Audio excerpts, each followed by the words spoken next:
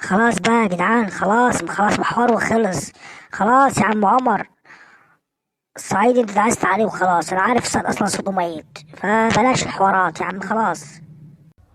يا عم ده الصعيد عيل هتيا وعامل نفسه ان هو كفو على المايك، عيل بقرون. والله كان صوتي كفو والله، بس انا كنت مزنوق واهلي عندي، وربنا واروح اقول للرشاش تدعسوا عليا يعني.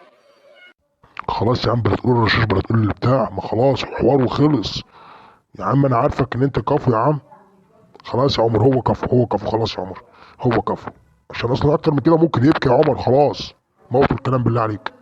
خلاص يا عم الصعيدي انت كفو يا عم، ما تبكيش بقى خلاص. والله لا اقول للرشاش، بس اخليه يدعس عليكم. سلام، انا ماشي بقى.